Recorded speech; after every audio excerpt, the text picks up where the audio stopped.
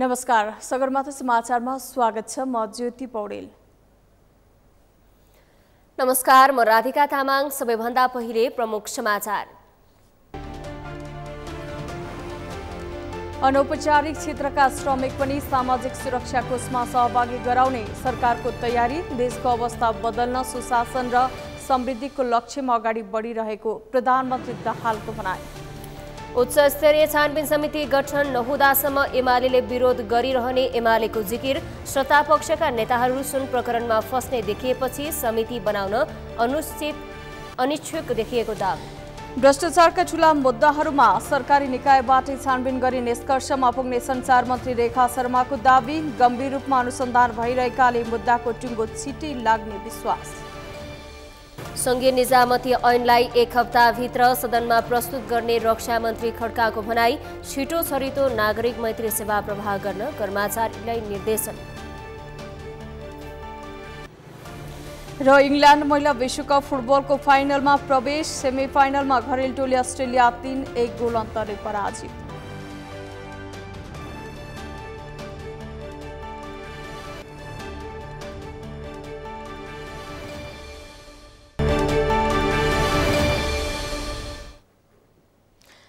सगरमाथा समाचार अब विस्तारमा। प्रधानमन्त्री पुष्पकमल दाहालले जनताको अवस्था बदल्न सुशासन, सामाजिक न्याय र समृद्धिको लक्ष्यमा अगाडि बढिरहेको बताउनु भएको छ। सामाजिक सुरक्षा कोषले बुधबार काठमाडौँमा आयोजना गरेको अनौपचारिक क्षेत्रमा रहेका श्रमिक तथा स्वरोजगारमा रहेका व्यक्तिको सामाजिक सुरक्षा योजनाको शुभारम्भ कार्यक्रमलाई सम्बोधन गर्दै प्रधानमन्त्री दाहालले आफू नेतृत्वको सरकार बदलिएको राजनीतिक व्यवस्था अनुरूप जनताको अवस्था बदल्न सुशासन, सामाजिक न्याय र समृद्धिको लक्ष्यमा अगाडि बढिरहेको बताउनु भएको हो। प्रधानमन्त्री दाहालले सामाजिक सुरक्षा सामान्य अवधारणा मात्रै नभएर यसले नागरिकले बिना भेदभाव शिक्षा, स्वास्थ्य, रोजगारी का अवसर, सहुलियत र सम्मान प्राप्त गर्ने वातावरण निर्माण गर्ने बताउनुभयो। मुलुकलाई समृद्धितर्फ रूपान्तरण गराउने, संरचनागत सुधारसहित शिथिल अर्थतन्त्रलाई गतिशील बनाउने र जनतामा आशासहितको रक्त सञ्चार पैदा गर्ने दिशामा सरकारले प्रयासहरू अग्रसर रहेको उहाँले बताउनुभयो। प्रधानमन्त्री दाहालले सरकारले निजी क्षेत्रका समस्यालाई आफ्नै समस्याको रूपमा ग्रहण गर्दै व्यवसाय मैत्री नीति र वातावरणका निम्ति थप प्रयास गर्ने स्पष्ट पार्नुभयो। उहाँले सामाजिक सुरक्षा योजनामा देखिएका दोहोरापना हटाउन एकीकृत सामाजिक सुरक्षा संरचना तयार गरी गाविँदै लगिने जानकारी दिनुभयो। यसमा कहीँ न कहीँ गति अवरोध भएको महसुस पनि हामीले गरेकै हो। अहिले सामाजिक सुरक्षा केवल सामान्य अवधारणा मात्र होइन हाम्रो लागि। यसले नागरिकले बिना भेदभाव शिक्षा, स्वास्थ्य, रोजगारी, अवसर, सहुलियत र सम्मान प्राप्त गर्ने वातावरण निर्माण गर्दै समाजवाद निर्माणको महाअभियान पनि हो यो। यस अर्थमा हामी सबै यसलाई गर्वका साथ अगाडि बढाउन प्रतिबद्ध छौँ। अनौपचारिक क्षेत्रमा रहेका श्रमिक तथा स्वरोजगारमा रहेका व्यक्तिको सामाजिक सुरक्षा योजना अन्तर्गत अनौपचारिक क्षेत्रमा 40 लाखभन्दा बढी रहेका सबै श्रमिक मजदुरलाई सामाजिक सुरक्षा कार्यक्रममा क्रमशः सहभागी बनाइने सरकारको तयारी छ।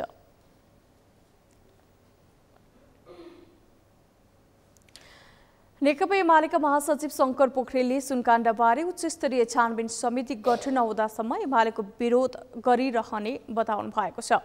महासचिव पोखरेलले सरकारको नेतृत्वकर्ता माओवादी केडर र नेपाली कांग्रेसका समेत नेताहरू सुन प्रकरणमा फस्ने देखिएपछि सरकार उच्चस्तरीय छानबिन समिति बनाउन अनिच्छुक रहेको दावी गर्नुभयो। नेकपा एमाले सहित देशभरि उच्चस्तरीय छानबिनको आवाज उठिरहँदा समेत सरकार उच्चस्तरीय छानबिन समिति बनाउन अनिच्छुक देखिँदा आफै यस प्रकरणमा संलग्न रहेको पुष्टि हुने पोखरेलको भनाइ थियो। सरकारमा रहेका र तिनका नेताहरूलाई जोगाउन सरकार अनेक प्रपञ्च रचिरहेको पोखरेलले बताउनुभयो। उच्चस्तरीय छानबिनको आवाज उठाउँदा विभिन्न आरोप लगाउँदै एमालेलाई कमजोर पारेर सरकार सुनकाण्डबाट जोगिन खोजिरहेको उहाँले बताउनुभयो। एक प्रकारले भन्दाखेरि नेकपा एमाले त्यसको नेतृत्वका विरुद्ध चौतर्फी घेराबन्दी र आक्रमणको समयमा हामी छौँ। तर पनि हामी देशलाई शिरमा राखेर, जनतालाई केन्द्रबिन्दुमा राखेर उज्यालो भविष्यको सपना बोलेर अगाडि बढ्ने सङ्कल्प र उत्साहका साथ हामी अगाडि बढ्न खोजिरहेका छौँ। वर्तमान गठबन्धन सरकारकै कारण देशमा आर्थिक सङ्कट देखिएको उहाँले बताउनुभयो। वर्तमान सरकार माफिया र तस्करहरूलाई पुस्ने काम गरिरहेका कारण आर्थिक सङ्कट सुधार हुन नसकेको उहाँले बताउनुभयो।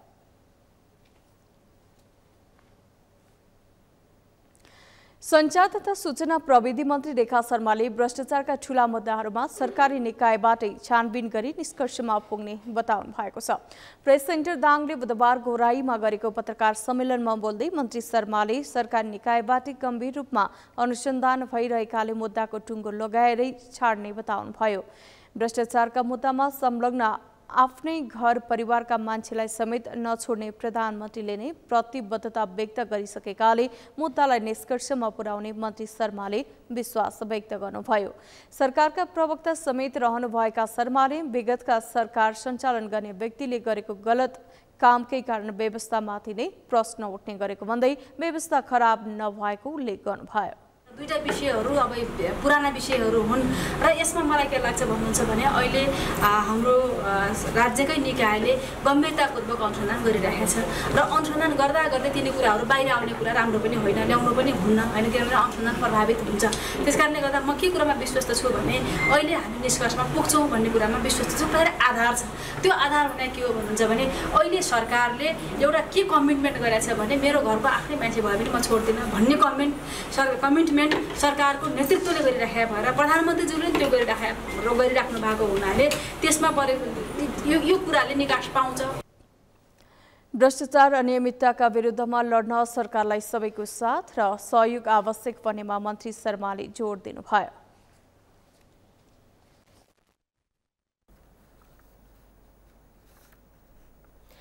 प्रधानमन्त्री पुष्पकमल दाहालले ठूला भ्रष्टाचारका फाइल खोलेर सुशासन कायम गर्ने प्रतिबद्धता जनाए पनि भ्रष्टाचारमा संलग्न उच्च तहका व्यक्तिहरू छानबिनको दायरामा आउन सकेका छैनन्। सरकारले पछिल्लो समय खोलेका भ्रष्टाचारका फाइलमा सत्तापक्षका नेताहरू पनि मुछिने भएपछि अनुसन्धानलाई प्रभावकारी र निष्पक्ष बनाउन सरकार चुकेको टिप्पणी हुन थालेको छ। सरकारले आफ्ना पक्षका मान्छेलाई जोगाएर अन्य दल संलग्न रहेका भ्रष्टाचारका फाइल मात्र खोल्ने गरेको आरोप समेत लागेको छ। यशोदा भण्डारीको रिपोर्ट। प्रधानमन्त्री पुष्पकमल दाहालले सरकारको नेतृत्व गरेदेखि नै भ्रष्टाचारमा शून्य सहनशीलता र सुशासनको नारा लगाउँदै आएका छन्। सरकारको नेतृत्व गरेसँगै केही भ्रष्टाचारका फाइलहरू नखोलिएका पनि होइनन्। नक्कली भुटानी शरणार्थी प्रकरण, ललिता निवास प्रकरण, जलहरी प्रकरण र सुन प्रकरण दाहाल सरकारमा गएपछि खोलिएका फाइलहरू हुन्। तर अहिलेसम्म जति भ्रष्टाचारका फाइलहरू खुले तीमध्ये कुनै पनि मुद्दाको टुङ्गोमा पुग्न सकेको छैन। ललिता निवास प्रकरणमा पूर्व प्रधानमन्त्री माधव कुमार नेपाल र बाबुराम भट्टराईको नाम मुछिएपछि उनीहरूमाथि छानबिन नगर्ने पक्षमा सरकार देखिएको छ। चुनावमा आफ्नो निर्वाचन क्षेत्र नै दिएका भट्टराई र आफ्ना लागि एमाले नै त्यागेका नेपाललाई ललिता निवास प्रकरणबाट जोगाउने नियत प्रधानमन्त्रीको भएको धेरैको टिप्पणी छ। यता सुन प्रकरणमा माओवादी केन्द्रको उपाध्यक्ष कृष्णबहादुर महरा र उनका छोरा राहुल महराको नाम मुछिए पनि उनीहरूमाथि अनुसन्धानको प्रक्रिया अघि बढ्न सकेको छैन। सरकारले आफ्ना पक्षका मान्छे जोगाउने र अन्य दलका नेतालाई फसाउने गरेको आरोप लागेको छ। सुन प्रकरण छानबिनमा उच्च स्तरीय संसदीय समितिको माग राखेको प्रमुख प्रतिपक्षी दल नेकपा एमाले सुन प्रकरणको फाइल खोल्ने हो भने माओवादीको पार्टी कार्यालय समेत बाँकी नरहने दाबी गरेको छ। दिदीका, बहिनीका, बाका, छोराका यी सबैका समानताले पनि सरकार आज डराएको अवस्था छ र सारमा भन्ने हो भने यो सुन तस्करको जालोको अनुसन्धानको प्रक्रियाबाट अगाडि बढ्ने हो भने माओवादी केन्द्रको त कार्यालय भन्ने संरचना नै खाली हुने गरी धेरै नै वास्तवमा प्रहरीको नियन्त्रणमा पुग्नुपर्ने, कानुनको कठघरा पुग्नुपर्ने अवस्था छ। त्यसकारण उहाँहरू डराउनु भएको छ। उहाँहरूले सत्ता टिकाउनका लागि जुन ढङ्गले गतिविधि गरिरहनु भएको छ, जस्तो उहाँहरू फन्डाका रूपमा, स्टन्टका रूपमा कतिपय विषयवस्तुहरूलाई उचालिरहनु भएको छ। वाइट बडी काण्डको कुरा गर्नुहुन्छ, शेरबहादुर तर्साउनुहुन्छ। रिफ्युजी काण्डको कुरा गर्नुहुन्छ, शेरबहादुर देउवा निकटका मानिसहरू तर्साउनका लागि विषय अलिअलि अगाडि बढाए जस्तो गर्नुहुन्छ। सत्ता टिकाउनका लागि घटनाहरू उचाल्न खोज्ने र अनि सत्ता सम्झौता भइसकेपछि फेरि पनि उहाँहरू त्यसमा ब्याक गर्ने। यता 17 वर्ष अघि भएको गौर हत्याकाण्डको फाइल खोल्ने र त्यति बेला दिएका किटानी जाहेरीका आधारमा दोषीलाई कानुन बमोजिम कारबाहीको प्रक्रिया अघि बढाउने भनेर प्रधानमन्त्रीले पीडित पक्षसँग सहमति नै गरेका थिए। तर गौर हत्याकाण्डमा संलग्न रहेको आरोप लागेको जनता समाजवादी पार्टी जसपाले कारबाही अघि बढाए सरकार छोड्ने धम्की दिएपछि सरकार गौर हत्याकाण्ड नखोल्ने सम्झौतामा पुग्यो। सरकार कमजोर बन्ने डरले गौर हत्याकाण्ड राजनीतिक र संक्रमणकालीन विषय भएकोले कानुनी रूपमा नजाने भन्दै सरकार अहिले पछि हटेको छ। केही समय अगाडि त्यहाँका पीडितका आफन्तहरूले एउटा आन्दोलन गर्नुभयो र त्यो आन्दोलनका चरणमा चाहिँ प्रधानमन्त्रीसँग एउटा समझदारी भयो। यसरी हेर्दा अहिले तत्काललाई थप कानुनी रूपमा जाने भन्दा नि यसलाई एउटा राजनीतिक घटनाका रूपमा स्वीकार गर्ने, पीडितहरूले प्राप्त गर्नुपर्ने सेवा सुविधा लगायतका चिजहरूमा राज्यका तर्फबाट उचित व्यवस्थापन गर्ने र राजनीतिक र संक्रमणकालीन विषय भएको हुनाले अहिले धेरै कानुनी रूपमा जाने कुरा चाहिँ जे चर्चा भइराखेको छ त्यो स्वाभाविक छैन भन्ने कुरा गठबन्धन सत्ता गठबन्धनको मिटिङमै पनि यो कुरा निष्कर्ष भएको छ र अहिलेलाई यति बुझ्दा राम्रो हुन्छ। त्यस्तै नक्कली भुटानी शरणार्थी प्रकरणमा कांग्रेसका बालकृष्ण खाँड र एमालेका टोपबहादुर रायमाझी पक्राउ परेपछि त्यसपछिको अनुसन्धान त्यहाँबाट माथि जान सकेको छैन। सरकारले भ्रष्टाचारका मुद्दामा सत्ता पक्षका दलका नेता समेत संलग्न हुने देखिएपछि सरकार शीर्ष नेता जोगाउने खेलमा लागेको आरोप लाग्ने गरेको छ। विश्लेषकहरू सरकारले सुशासन कायम गर्नको साटो स्टन्टबाजी गर्नलाई मात्र भ्रष्टाचारका फाइल खोलेको तर्क गरेका छन्। प्रधानमन्त्रीले घोषणा गर्नुभएको छ अब हामी गिरिबन्धु टी स्टेट त्यसलाई पनि हामी खोल्छौँ भन्नुभएको छ। त्यो खोल्छौँ भन्दाखेरि चाहिँ उहाँले किन भन्न सक्नु भने कि क्यान्टनमेन्टको फाइल पनि खोल्छौँ भनेर किन भन्नु भएन? सरकारको नियत के देखियो भन्दा सत्ता गठबन्धन बाहेककालाई चाहिँ कुनै न कुनै मुद्दा लान्छना लगाएर प्रतिशतको राजनीति गर्न खोज्यो। यो भ्रष्टाचारलाई स्टन्टबाजीको रूपमा अगाडि ल्याएर जनता रुलमुलाउन खोजेको छ। सरकारले आफ्नो सत्ता गठबन्धनलाई प्रलङ गर्ने लामो समयसम्म राख्नको लागि मात्रै प्रयासरत छ, तर त्यसरी लामो समय रहन सक्छ जस्तो चाहिँ परिदृश्य वर्तमान समयमा देखिएको छैन। सरकार भ्रष्टाचारका काण्डमा सत्तारूढ दलका नेता जोगाउनतिर लागे पनि प्रतिपक्षी दल संलग्न रहेका भ्रष्टाचारका फाइल खोल्न भने सरकार अग्रसर देखिएको छ। प्रधानमन्त्रीले मंगलबार एमालेका नेता संलग्न रहेको गिरिबन्धु टी स्टेटको फाइल खोल्ने बताएसँगै एमालेका नेताहरू सरकारप्रति झनै आक्रोशित बनेका छन्। सरकारले भ्रष्टाचारको फाइल खोलेर सुशासन कायम गर्ने हो भने क्यान्टोनमेन्ट घोटालाको फाइल पनि खोल्न पर्ने धेरैको तर्क छ। भ्रष्टाचारका मामिलामा कसैलाई काखा र कसैलाई पाखा गर्न नहुने विश्लेषकहरूको तर्क छ। सगरमाथा टेलिभिजनका लागि क्यामेरामा गौरव खड्काका साथमा यशोदा भण्डारी, काठमाडौँ। उपप्रधान एवं रक्षा मन्त्री पूर्णबहादुर खड्काले संघीय निजामती ऐनलाई छिटोभन्दा छिटो सदनमा प्रस्तुत गर्न सरकार प्रतिबद्ध रहेको बताउनु भएको छ। मन्त्री खड्काले निजामती ऐनलाई पहिलोको तुलनामा धेरै उन्नत, समृद्ध र वैज्ञानिक बनाउन कोसिस भइरहेको भन्दै संसदको अहिलेको अधिवेशनमा नै दर्ता हुने समेत बताउनुभयो। एक हप्ताभित्रै उक्त ऐन सदनमा प्रस्तुत गर्ने उहाँले बताउनुभयो। मन्त्री खड्काले सुशासन र सेवा प्रवाह तथा संविधानले सुनिश्चित गरेको अधिकार कार्यान्वयनको विषयलाई सरकारले जोड पनि दिने बताउनुभयो। उहाँले झन्झटिलो निर्णय प्रक्रियाका कारण लक्ष्य अनुरूप पुँजीगत खर्च नहुँदा विकास र समृद्धिका मुद्दा ओछेलमा पर्दै आएकोमा सुधारको खाँचो आवश्यक रहेको जिकिर गर्नुभयो। अर्थतन्त्रको प्रतिकूलतामा हामी उभिएका छौँ। त्यसले गर्दा नेपाली जनताको मतदाताहरूको सहयोग रहेको जुन खालको एउटा अपेक्षा छ, सरकारले यो गरोस् भन्ने अपेक्षा छ, त्यो सबै अपेक्षाहरू पुरा गर्न नसक्ने अवस्थाका कारणले अरू होइन आर्थिक कारणले त्यहाँ केही समस्याहरू आएका छन्। सुशासनसँग जोडिएका कतिपय ऐन कानुनहरूको संशोधन सुधार, कतिपय कार्यविधिको सुधार गर्नुपर्ने छ, कतिपय नियमावलीको सुधार गर्नु छ, त्यतातिर पनि हामी अलिकति तीव्र गतिमा अगाडि बढिरहेका छौँ। सँगसँगै अहिले केही यो निर्णय प्रक्रियामा हुने ढिलासुस्ती, अनावश्यकमा यो फाइल टेबल दौडाउनु भन्ने जुन अवस्था छ त्यसको सम्बोधनको लागि केही कामहरू तयारीमा छन्। उपप्रधानमन्त्री खड्काले राष्ट्र सेवा कर्मचारीबाट नागरिक मैत्री सेवा प्रवाहका कारण नेतृत्वका साथै संगठन नै सुदृढ हुने बताउनुभयो।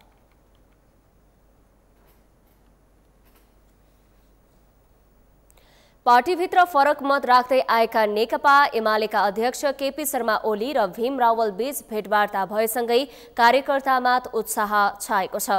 झण्डै 1.5 वर्षदेखि एक अर्कोको खरो आलोचना गर्दै आएका दुई नेताबीच भएको भेटवार्ताले पार्टी संगठनलाई मजबुत बनाउन मद्दत गर्ने कार्यकर्ताको विश्वास छ। मंगलबार भएको भेटवार्तामा रावललाई कस्तो जिम्मेवारी दिने भन्ने विषयको टुङ्गो नलागे पनि उनलाई उचित जिम्मेवारी दिने एमालेले तयारी गरेको छ। अमृत ठेकालको रिपोर्ट। झण्डै 1.5 वर्षदेखि एक अर्काको खरो आलोचना गर्दै आएका नेकपा एमालेका अध्यक्ष केपी शर्मा ओली र भीम रावल बीच भेटवार्ता भएको छ। चितवनमा भएको पार्टीको 10औं महाधिवेशनपछि पार्टीभित्र फरक मत राख्दै आएका ओली र रावल बीच मंगलबार पार्टी केन्द्रीय कार्यालय च्यासलमा भेटवार्ता भएको हो। 1.5 वर्ष अघि चितवनमा भएको महाधिवेशनपछि अध्यक्ष ओली र रावल बीच मंगलबार पहिलो पटक भेटवार्ता भएको हो। रावलले निरन्तर नेतृत्वको आलोचना गरेपछि रावल पार्टीभित्रै रहने वा नरहने भन्ने विषयमा निर्णायक वार्ता गर्न एमालेले गत चैतमा 3 सदस्यीय वार्ता टोली गठन गरेको थियो। उपाध्यक्ष विष्णु पौडेलको नेतृत्वमा गठन भएको समितिमा सचिव लेखराज भट्ट र स्थायी समिति सदस्य कर्ण थापा सदस्य रहेका छन्। वार्ता समिति र नेता रावल बीच गत वैशाख 3 गते पार्टी कार्यालय च्यासलमा भेटवार्ता भएको थियो, तर परिणाम भने निस्कन सकेको थिएन। तर पछिल्ला राजनीतिक घटनाक्रम तथा वैशाखमा वार्ता समितिले सचिवालयलाई बुझाएको रिपोर्टिङकै आधारमा मंगलबार ओली र रावल बीच भेटवार्ता भएको हो। भलाकुसारी गरियो र अहिले देशको स्थिति पार्टीको अवस्था के छ कस्तो छ यसमा हाम्रा आफ्ना सोच दृष्टिकोणहरू के छ त्यसमा सामान्य कुराकानी भयो। फेरि कुराकानी गर्दै गरौँ। धेरै लामो समयपछि भेटघाट भएको। अब उहाँ पार्टीको अध्यक्ष पार्टीको अध्यक्षसँग धेरै देश विदेशको बारेमा जानकारी हुन्छ, सूचना हुन्छ। अब म पनि अध्ययन गर्ने मान्छे, आफ्ना विचारहरू अहिलेको स्थिति के छ कसो छ कुराकानी भयो। अब फेरि कुरा गरौँला भन्ने हो यति मात्र। पार्टीको 10औं महाधिवेशनमा अध्यक्ष ओलीको चाहना विपरीत रावलले अध्यक्ष पदमा प्रतिस्पर्धा गरेपछि ओली र रावलको सम्बन्धमा तिक्तता आएको थियो भने रावल पार्टीका सबै जिम्मेवारीबाट निष्क्रिय भएका थिए। अन्य पार्टी परित्याग गरी एमाले प्रवेश गरेकाहरूले समेत महत्त्वपूर्ण जिम्मेवारी पाउँदा रावललाई पार्टीले कुनै जिम्मेवारी दिएन। नेतृत्वको चर्को आलोचक बन्दा रावलले गएको निर्वाचनमा टिकट समेत पाएनन्। तर वार्ता समिति र रावल बीच भएको भेटवार्ताको रिपोर्टिङको आधारमा एमाले सचिवालय बैठकमा रावललाई जिम्मेवारी दिनुपर्ने कुरा उठ्यो। तर कस्तो जिम्मेवारी दिने भन्ने विषयमा हालसम्म निर्णय हुन भने सकेको छैन। मंगलबार ओली र रावल बीच भएको एक्लै भेटवार्तामा समेत रावललाई कस्तो जिम्मेवारी दिने भन्ने विषयमा छलफल भएन। यद्यपि पार्टीभित्र रावललाई जिम्मेवारी दिने समझदारी भइसकेकाले रावललाई छिट्टै उचित जिम्मेवारी दिने नेताहरूले बताएका छन्। उहाँको सक्रियता क्षमता र योग्यता बमोजिमको जिम्मेवारी त उहाँलाई भएन, भएको यति मात्रै हो। फेरि उहाँलाई कसैले जिम्मेवारीबाट हटाएको पनि होइन अथवा उहाँले नपाउनु भएको परिस्थिति पनि होइन, परिवेशले त्यस्तो गरायो। अब चाहिँ उहाँले मलाई यो चाहियो भनेर कुनै माग पनि गर्नुभएको छैन। नेताहरूले त्यो कुरा दिन्न या हुन्न पनि भन्नुभएको छैन। उहाँको योग्यता क्षमता उहाँको पृष्ठभूमि पार्टीभित्र हिजो गरेको योगदान र भोलि गर्न सक्ने उहाँको जो क्षमता कार्यदक्षता छ त्यस अनुरूपको जिम्मा दिनुपर्छ भन्नेमा चाहिँ पार्टीमा खास विवाद छैन। एमालेले संगठन विस्तारका लागि भन्दै सुरु गरेको मिसन ग्रासरुट अभियानमा कार्यकर्ताले रावललाई खोजी गरेको तथा पछिल्ला राजनीतिक घटनाक्रमले ओली र रावललाई नजिक बनाएको एमाले स्रोतको दाबी छ। पछिल्लो समय सत्तारूढ दलले एमालेलाई अप्ठ्यारो पर्ने गरी अघि बढेपछि पार्टीको रक्षाका लागि पनि ओलीले रावललाई भेटेको पार्टीभित्र चर्चा छ। त्यसो त एमालेसँगको दूरी बढ्दा रावल एकीकृत समाजवादी प्रवेश गर्ने सम्मको चर्चा चलेको थियो। 2 महिना अघि गठन भएको समाजवादी मोर्चामा समेत सामेल हुन रावललाई प्रस्ताव आएको थियो। तर एमालेले उचित जिम्मेवारी दिने आश्वासन दिएपछि रावल एमालेमै रोकिए। सगरमाथा टेलिभिजनका लागि क्यामेरामा गौरव खड्काका साथमा अमृत ढकाल, काठमाडौँ। सगरमाथा समाचारमा अब पालो विश्रामको। विश्रामपछि सिपसहित विदेशबाट फर्किएका युवाहरूलाई सरकारले प्रोत्साहन गर्ने अर्थमन्त्री महतको भनाई। विदेश जाने बित्तिकै सबै कुरा प्राप्त हुन्छ भने मानसिकताबाट मुक्त हुनुपर्ने धारणा। सरकारी कार्यालयहरूका सेवा सुविधाहरू अझै सहज हुन सकेन। सर्वसाधारणको चाप उस्तै कर्मचारीको लापरवाहीका कारण सेवा प्रवाहमा ढिला सुस्ती। र पाकिस्तानका तीव्र गतिका बलर वाहब रियाजले लिए अन्तर्राष्ट्रिय क्रिकेटबाट सन्यास। फ्रेन्चाइज क्रिकेट भने खेल्ने।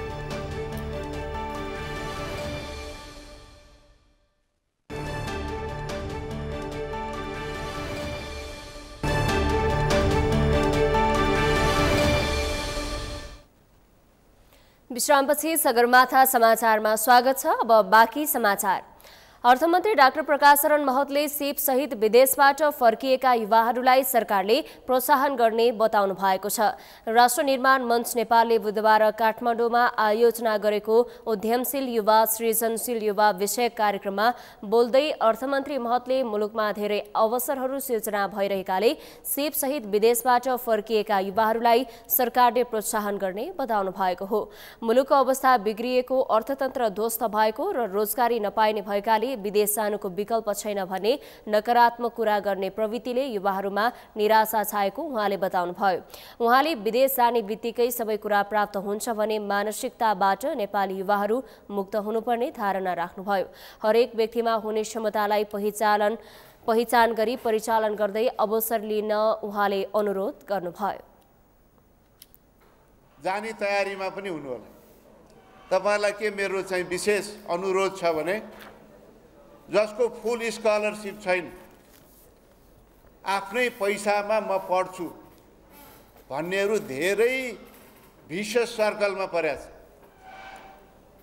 कि त्यो पढाइ पुरा गर्न नसक्ने परिस्थिति, फाइनान्शियल जुटाउने परिस्थिति र status maintain legal status maintain गर्ने परिवेशले त्यहाँबाट न निस्किन सकिन्छ न छोड्न सकिन्छ। आइसक्यो, कसरी म सकेन भनेर फर्किने, कसरी मुख देखाउने भन्ने स्थितिमा छन्। त्यसकारण जसलाई त्यो किसिमको फुल स्कलरशिप छ र त्यहाँ अपर्च्युनिटी लिन सकिन्छ। मन्त्री महतले भूपरिवेष्टित देश भएकाले हरेक उत्पादन विदेशमा लैजान यसअघि समस्या हुने गरे पनि अहिले डिजिटल प्लेटफर्म मार्फत आफ्नो उत्पादन संसारको जुनसुकै ठाउँमा बेच्न सकिने अवस्था सिर्जना भएको उल्लेख गर्नुभयो।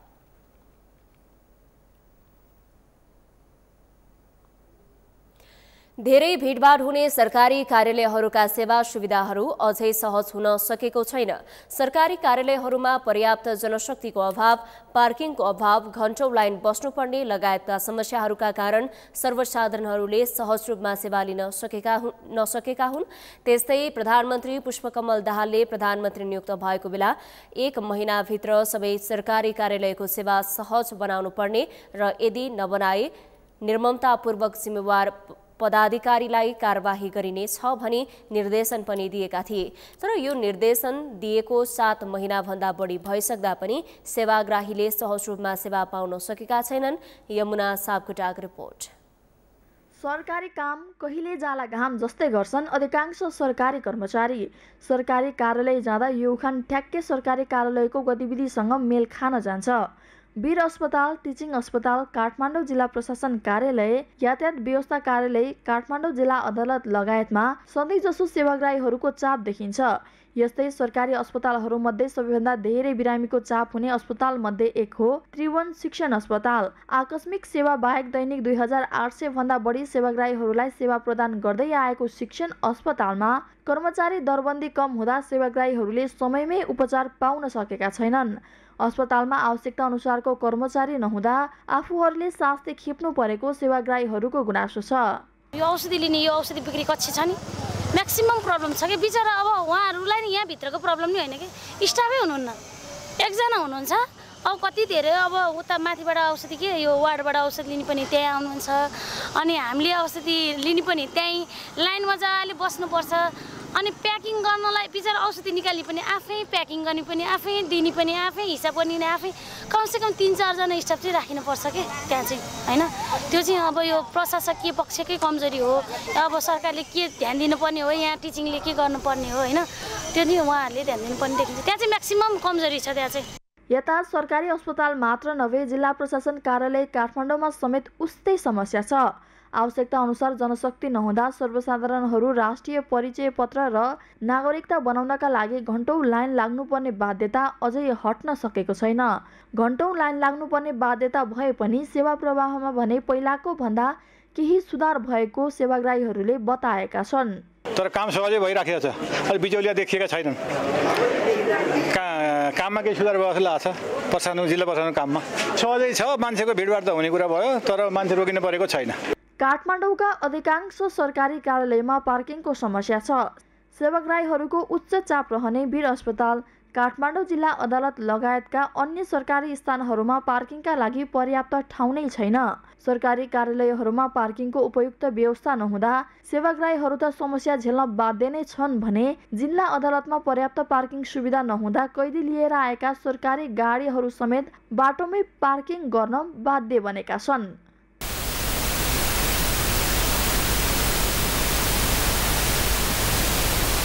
आम जनतालाई गुणस्तरीय सेवा दिनु सरकारको दायित्व हो, तर जनशक्ति अभाव, सधैँको प्राविधिक समस्या, कर्मचारीहरूको काम गर्ने शैलीका कारण गुणस्तरीय सेवा र डिजिटल नेपालको परिकल्पनामै सीमित छ। सगरमाथा टेलिभिजनका लागि क्यामेरामा गौरव खड्काका साथमा यमुना सापकोटा, काठमाडौँ। अहिले सरकारी कार्यालयहरूमा बिचौलियाको समस्या कम भए तापनि सेवा प्रवाहमा भने अझै चुस्त दुरुस्त हुन सकेको छैन। कर्मचारीको अभाव, घण्टौं लाइन लाग्नुपर्ने लगायतका समस्याहरू सेवाग्राहीहरूले सधैँजसो भोगिरहेका छन्। यसै सन्दर्भमा आजको सगरमाथा जनबोलीमा हामीले सर्वसाधारणलाई सोधेका थियौं, सार्वजनिक सेवा लिन तपाईलाई कतिको सहज भयो? हेरौं उनीहरूको भनाई उनीहरूकै शैलीमा।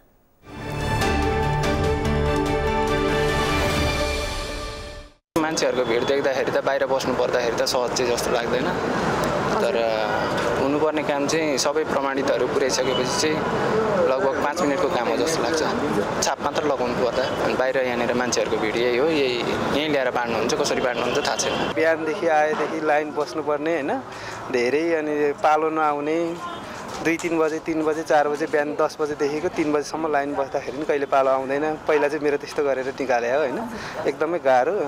अनि अहिले यो पास गरेको रासो तिर्न चाहिँ धेरै टाइम लागेन, नत्रदेखि एकदमै गाह्रो, धेरै टाइम लाग्ने त्यही हो। होइन सहजले पाइरहेको छ, राम्रै छ।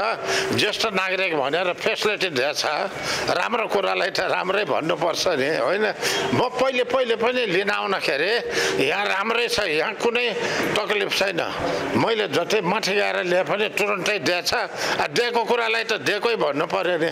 मेरो कोही चिनाजानी भएको पनि छैन, तर मजाले दिन्छ। यहाँ कुनै म पहिले आउँदाखेरि पनि जहिले आए पनि आनन्दले दिइराखेको छ, कुनै कचबच छैन मेरो विचारमा है। अब चिने पनि नचिने पनि सरासर काम भइरहेछ। अहिले त फेरि ज्येष्ठ नागरिक भएर भनेर लाइनमा पनि बस्नु पर्दैन, मजाले दिइराखेको छ। अब भएको कुरालाई त भएकै भन्यो, कुनै तकलिफ छैन, मजाले दिइराखेको छ। म पहिले पनि म लिन आउँछु, कहिले दुःख दिएको छैन। 1 सेकेन्डमा सरासर काम भइरहेछ। सहजै छ भनौँ, हामी अब बाहिरको मान्छेलाई यहाँ भ्यालीभित्रबाट पनि अब हाम्रो यो उपलब्ध गराएर सहजै भइरहेछ। उहाँ जस आफ्नो ठाउँमा जानु परेन।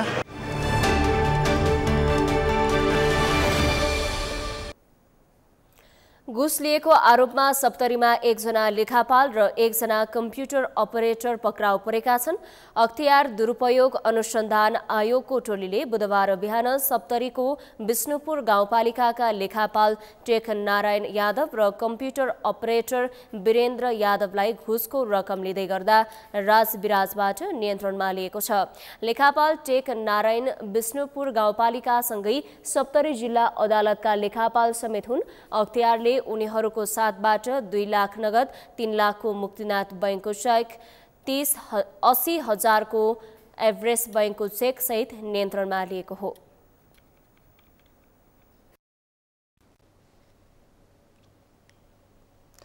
नेकपा एमालेका अध्यक्ष केपी शर्मा ओलीले नेपाल भारतको सम्बन्धलाई सुदृढ गर्दै लैजानुपर्ने बताएका छन्। 17औं स्वतन्त्र दिवसका अवसरमा नेपाल भारत मैत्री समाजद्वारा आयोजित कार्यक्रममा ओलीले खुल्ला सीमानाका कारण आउने विवादलाई छलफलका माध्यमबाट सुल्झाउँदै 2 देशको सम्बन्धलाई अझै बलियो बनाउँदै लैजानुपर्ने बताएका हुन्। त्यस्तै नेपालका लागि भारतीय राजदूत नवीन श्रीवास्तवले नेपालको विकासमा भारत सरकारको सहयोग सधैँ रहने बताएका छन्। अभिषेक सुनारको रिपोर्ट। नेकपा एमालेका अध्यक्ष एवं पूर्व प्रधानमन्त्री केपी शर्मा ओलीले नेपाल र भारत बीचको सम्बन्ध कसैले चाहेर पनि बिगार्न नसक्ने बताएका छन्। छिमेकी राष्ट्र नेपाल र भारत बीच आजसम्म जे जस्तो सम्बन्ध विस्तार भएको छ त्यही लयमा जानुपर्ने ओलीले बताएका हुन्। नेपालको आन्तरिक र राजनीतिक क्षेत्रमा सहयोग गर्दै आएको भारत र नेपाल बीचमा खुल्ला सिमानाका विषयमा कहिलेकाहीँ आउने विवाद भने समाधान गर्दै लैजानुपर्ने उनले बताएका छन्। 2 देश बीचको खुल्ला सिमानाका कारण अन्य देशले अनुचित लाभ लिइरहेको हुँदा त्यसलाई छलफलका माध्यमबाट सुल्झाउनु पर्ने उनको भनाइ छ। नेपाल र भारतका बीचको सम्बन्ध कहिले कहिले कुनै कारणले थोरै तिनो खचखच भए पनि यस सम्बन्धलाई स्थायी रूपमा सधैँका लागि कसैले पनि बिगार्न सक्दैन। किनभने यो प्रकृतिले बनाएको सम्बन्ध हो, यो समाजले बनाएको सम्बन्ध हो, यो इतिहासले बनाएको सम्बन्ध हो, यो कसैले निर्माण गरेको भन्दा, कुनै राज्यले निर्माण गरेको भन्दा त्यसभन्दा अगाडिको सम्बन्ध हो यो। नेपाल र भारतको मित्रतालाई सुदृढ बनाउनका लागि अब दुई देश नै लाग्नुपर्ने ओलीको तर्क छ। भारतको 76औं स्वतन्त्रता दिवसको अवसरमा आयोजित आजादीका अमृत महोत्सवमा नेपालका लागि भारतका राजदूत रबिन श्रीवास्तवले भारतको विकासमा नेपाल नजिकबाट जोडिएको बताएका छन्। धर्म, संस्कृति र परम्पराले गाँसिएको दुई देशको सम्बन्ध बचाइराख्न भारत हरदम तत्पर रहेको उनले बताएका हुन्। नेपाल के साथ हम अपनी बहुमुखी साझेदारी को और मजबूत करने के लिए अपने भारतीय साथियों और नेपाल में रहने वाले भारत के मित्रों का भी आभार प्रकट करना चाहेंगे, जिनके काम के कारण आज हमारे रिश्ते इस ऊंचाई तक पहुंच चुके हैं। नेपाल भारत मैत्री समाजका अध्यक्ष प्रेम लस्करीले नेपाल र भारत कामको सिलसिला र अन्य कुरामा समेत राम्रो सम्बन्ध रहेको बताएका छन्। भारतले नेपालको विकासका लागि गरेको सहयोगले सम्बन्ध विस्तारमा इट्टा थपेको उनले बताएका हुन्। May the friendship and the cordial relation between Nepal and India will continue to grow further to bring prosperity and happiness to the people of both the countries. The main objective of the Nepal-Bharat Friendly Society is to promote the age-old bilateral friendly relations, cooperation and better understanding among the people of both the countries, Nepal and Bharat. Nepal Bharat मैत्री समाजद्वारा आयोजित कार्यक्रममा उपस्थित सम्पूर्णले नेपाल र भारतको सम्बन्ध सधैँ अमर रहने बताएका छन्। देशको विकासका लागि एक अर्काको सहयोग आवश्यक पर्ने हुँदा कहिले मनमुटाव हुन नहुने उनीहरूले बताएका छन्। नेपालको आन्तरिक र राजनीतिक क्षेत्रमा समेत सहयोग गर्दै आएको भारतले आगामी दिनमा सहयोगको दायरा बढाउनु पर्ने समेत उनीहरूको धारणा छ।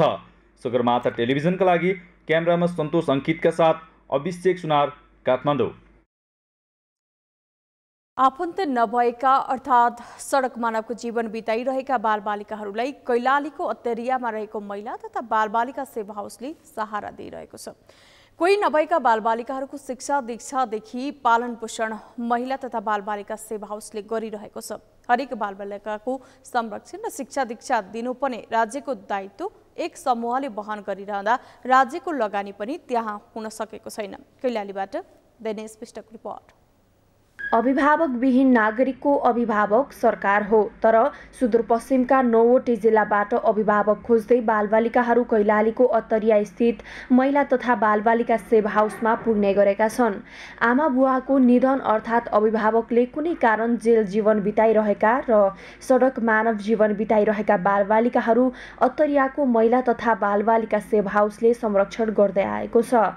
आफ्ना अभिभावक गुमाएर एक्लो बनेका बालबालिकाहरूको सहारा महिला तथा बालबालिका सेवा हाउस बनेपछि उनीहरूले सहजै शिक्षा, स्वास्थ्य लगायतका अधिकार प्राप्त गरिरहेका छन्। सेवा हाउसमा बसेर आफ्नो शिक्षालाई समेत अगाडि बढाउन पाउँदा बालबालिकाहरू खुसी छन्। 3-4 वर्षमा आएको यहाँ 8 वर्ष भयो। अनि घरमा चाहिँ कोही थिएन नि, बुढी माउलेको बजी थियो, आफ्नो मान्छे कोही छैनन्।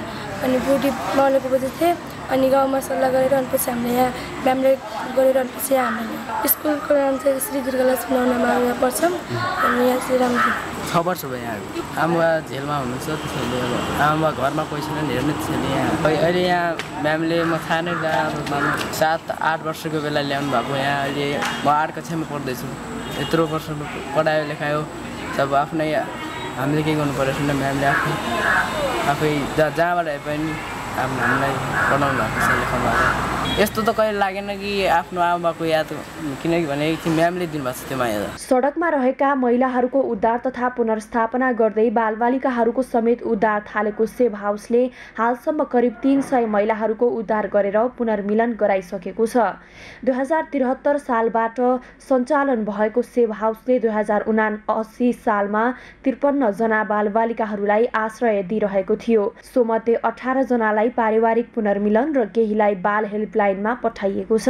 कक्षा 10 सम्मको अध्यापन गराइसकेका बालबालिकाहरूलाई सेभ हाउसले आफन्तहरूको जिम्मा पनि लगाइसकेको छ। हाल सेभ हाउसले 28 जना बालबालिकालाई आश्रय दिइरहेको छ। उनीहरूको पालन पोषणदेखि शिक्षा दीक्षासम्म सेभ हाउसले नै व्यवस्थापन गरिरहेको छ। यो महिला तथा बालबालिका सेभ हाउस चाहिँ म आफै पनि एकचोटि पीडितमा भएको एकल महिला भएको अनि धेरै थुप्रै यो समस्याको सामना गर्दै यहाँसम्म पुगेको भएको कारणले गर्दा हाम्रै जस्तो पीडा अरू महिलाले नभुक्ताउन् र उहाँहरूको अनाथ बालबालिका या असहाय बालबालिका नभुक्ताउन् भनेर यो संस्थाको स्थापना गरेका हौँ। पहिला मैले घरमै नै एक्लै चलाएको थिएँ। त्यसपछि अब कानुनी रूपमा जाने भनेपछि हामीले 11 जनाको समिति बनाएर हामी 2073 साल असार 11 गते हाम्रो यो संस्था चाहिँ कानुनी रूपमा जिल्ला प्रशासन कार्यालय धनगढीमा दर्ता भएको हो। त्यसपछि चाहिँ हामीलाई धनगढीका रेड क्रसमा काम गर्ने हाम्रो शेरबहादुर खड्का भाइले चाहिँ 2टा बच्चा एकदमै अल्पत्र छन् अनि बाउले छोडिदियो छैन यहाँ अनि आमा चाहिँ पहिलो गइहाली एकचोटि तपाईँले राखिदिनु पऱ्यो भनेपछि एक बच्चा पनि हामीले राख्नु पऱ्यो त ल कुन तरिकाले राख्ने भनेपछि अब त्यो स्थानीय निकायको रोबरमा राख्नु पऱ्यो भने चाहिँ 2टा बच्चाले सुरु गरेको हाम्रो महिला तथा बालबालिका सेवा सेभ हाउसले अभिभावकविहीन बालबालिकाहरूलाई अहिले स्थानीय तहको सिफारिसमा मात्रै भर्ना गर्ने गरेको छ।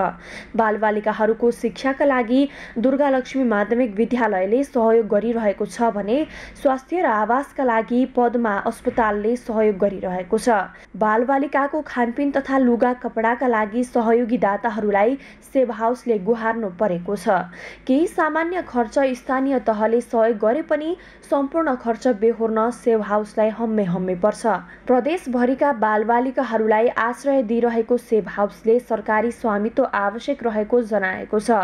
सहयोगी दाताहरूबाटै चलाउन मुस्किल रहेको सेभ हाउसलाई सरकारी लगानी भए सहज हुने अपेक्षा लिएको छ। पानीको आवश्यकता छ। अब भवन त हामीले पद्मा अस्पताल प्रणालीको टिमले हामीलाई सहयोग गर्नुभएको छ। म धेरै धेरै धन्यवाद दिन चाहन्छु किनकि हामी एउटै कोठामा खुम्चिएर बस्ने अवस्था थियो हाम्रो। त्यही अफिसमा बस्थे, त्यही अफिसमा खाना खान्थे, त्यही अफिसमा सुत्थे कर्मचारीहरू पनि। अहिले विभिन्न जति किसिमका कर्मचारी त्यति किसिमका हाम्रो कोठा पनि हामीले उपलब्ध गराएका छौँ। खाना खाने हल छ, खेल्ने हल छ, बच्चाहरूको सुत्ने कोठा अलग अलग छन्।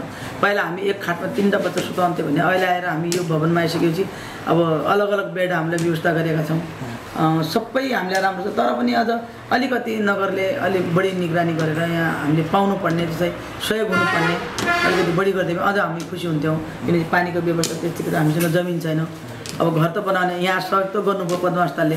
पद्मा अस्पतालको भोलि नर्सिङ होम बने त हामीले छोड्नुपर्छ। हामी त केही वर्षको लागि उहाँले दया गरेर हामीलाई राख्नुभएको त सहयोग गरिदिनु भएको त। प्रदेशभरिका बालबालिकाहरूको पालन पोषण गरिरहेको महिला तथा बालबालिका सेभ हाउसले गोदावरी नगरपालिकाबाट केही सहयोग प्राप्त गर्छ। तर बालबालिका राख्न सिफारिस गर्ने स्थानीय तहले समेत सहयोगको सामर्थ्य राख्न सकेका छैनन्।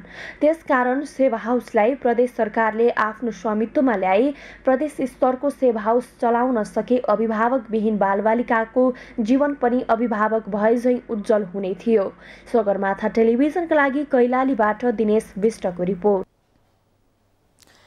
ललितपुरको थबो स्थित अग्निशाला मन्दिरमा साउन 2 गतेबाट सुरु भएको 1 महिने पुरुषोत्तम महात्म्य कथा वाचन आजबाट अन्त्य भएको छ। अग्निशाला व्यवस्थापन समितिले पुरुषोत्तम महिनाको अवसरमा मन्दिर परिषदमा महात्म्य कथा वाचन आरम्भ गरेको थियो। साउन 2 गते सुरु भएको महात्म्य कथा वाचन विधिवत रूपमा आज समापन भएको हो। 3 वर्षमा आयोजना हुँदै आएको पुरुषोत्तम महात्म्य साउन महिनाभर अपराह्न 4 बजेदेखि साँझ 6 बजेसम्म कथा वाचन भएको थियो।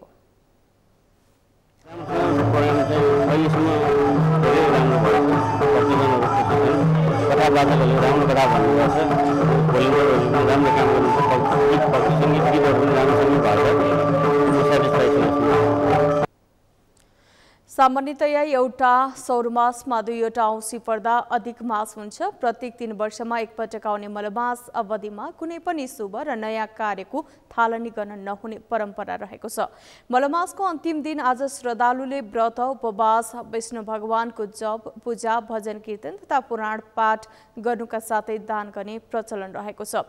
काँसको थालमा भगवान विष्णुका नामले 33वटा मालपुवा राखेर तिल र सुनको प्रतिमा सहित वस्त्रले ढाकेर दान गर्ने परम्परा छ। मलमासका कारण यस वर्ष जनै पूर्णिमा, तीज, दशैं र तिहार जस्ता चाडपर्व झण्डै 1 महिना पछाडि धकेलिएका छन्।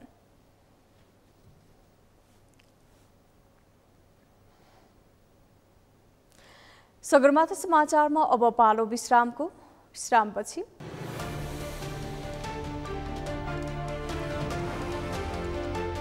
लिबियाको राजधानी त्रिपोलीमा दुई प्रमुख सशस्त्र समूह बीच भएको झडपमा 27 जनाको मृत्यु, 100 भन्दा बढी घाइते। र पाकिस्तानका तीव्र गतिका बलर वाहब रियाजले लिए अन्तर्राष्ट्रिय क्रिकेटबाट सन्यास, फ्रेन्चाइज क्रिकेट भने खेली।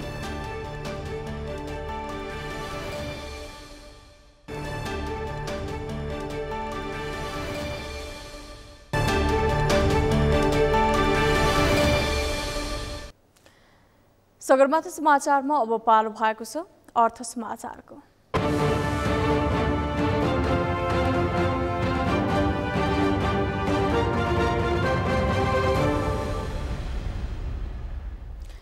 शेयर बजार बुधबार 20.31 अङ्कले घटेको छ। 1% घटेर नेप्से सूचक 2025 अङ्कमा ओलिँदा होटल तथा पर्यटन समूहमा भने लगानीकर्ताको आकर्षण बढेको छ।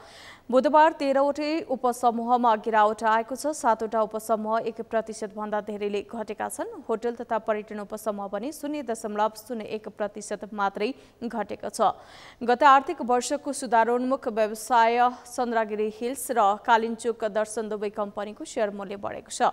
होटल तथा पर्यटन समूह अन्तर्गतको ब्लू चिप मारिने सोल्टी होटलको मूल्य अन्तिम समयमा बढेको थियो। कम्पनीको कारोबार पनि उल्लेख्य भएको छ। मूल्य प्रति किता 48 रुपैयाँ घटेको। हिमालयन डिस्टिलरीको सबैभन्दा धेरै 8 करोड 41 लाख रुपैयाँको शेयर किनबेच भयो। शिवम सिमेन्ट बेच्नेको संख्या पनि उल्लेख्य देखिन्छ। कम्पनीको शेयर करिब 3%ले सस्तिएको छ। बजारमा आज 1 अर्ब 67 करोड 79 लाख रुपैयाँको मात्र शेयर किनबेच भयो।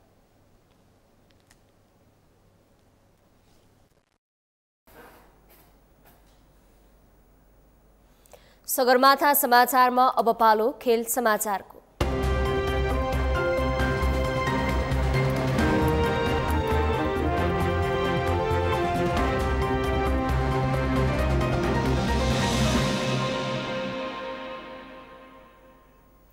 सह-आयोजक अस्ट्रेलियालाई हराउँदै इङ्ल्यान्ड महिला विश्वकप फुटबलको फाइनलमा प्रवेश गरेको छ। सिडनीमा बुधबार इङ्ल्यान्डले घरेलु टोली अस्ट्रेलियालाई 3-1 गोल अन्तरले पराजित गरेको हो। पहिलो पटक सेमिफाइनल पुगेको अस्ट्रेलियाको कमजोर डिफेन्सको फाइदा उठाउँदै इङ्ल्यान्डले प्रभावशाली जित निकाल्यो। खेलमा अग्रता इङ्ल्यान्डले 36औं मिनेटमा गोलबाट लिएको थियो। दोस्रो हाफमा 63औं मिनेटमा घरेलु टोलीका लागि फरवार्ड साम केरले गोल गर्दै खेल बराबरीमा ल्याएकी थिइन्। त्यसपछि अस्ट्रेलियाको कमजोर डिफेन्सको फाइदा उठाउँदै इङ्ल्यान्डले 2 गोल गर्यो। डिफेन्समा क्लियर हुन नसकेको बलमा 71औं मिनेटमा लौरेन हेप्सले इङ्ल्यान्डलाई अघि बढाएकी थिइन्। खेल सकिन 4 मिनेट अघि एसिया रुसोले अर्को गोल थप्दै इङ्ल्यान्डलाई फाइनलको यात्रा तय गराइन्। इङ्ल्यान्डले महिला विश्वकपको उपाधिका लागि अब स्पेनसँग प्रतिस्पर्धा गर्नेछ।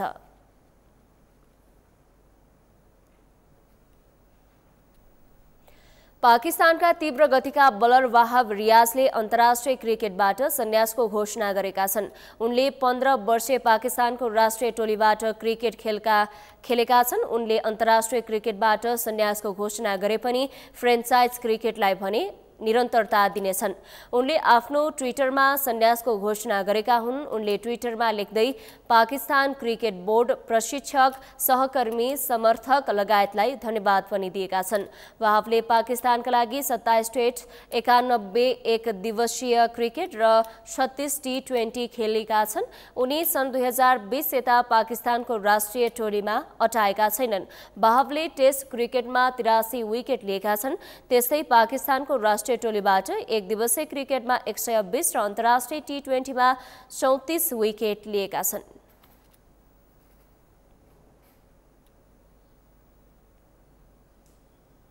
सगरमाथा समाचारको अन्त्यमा मुख्य समाचार पुनः एकपटक।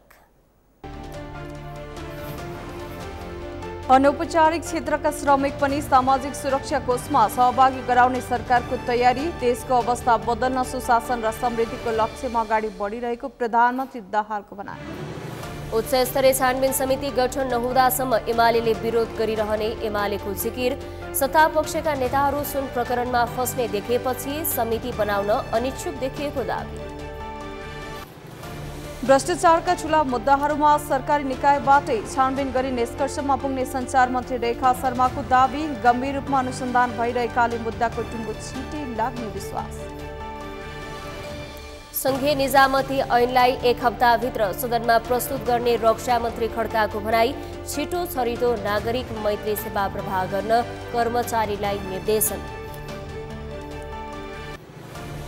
र इङ्ल्यान्ड महिला विश्वकप फुटबलको फाइनलमा प्रवेश। सेमिफाइनलमा घरेलु टोली अस्ट्रेलिया 3-1 गोल अन्तरले पराजित।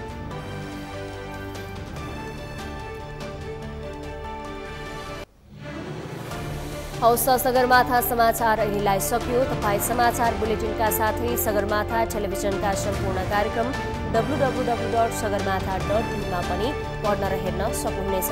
साथै युट्युबमा youtube.com/sagarmatha TV नेपालमा हेर्न सक्नुहुनेछ। तपाईँ हामीलाई फेसबुकमा पनि facebook.com/stv नेपालमा फलो गर्न सक्नुहुनेछ। समाचारको शिखर, नेपालको गौरव, नेपालको पहिलो न्युज च्यानल सगरमाथा टेलिभिजन हेर्दै गर्नुहोला। नमस्कार।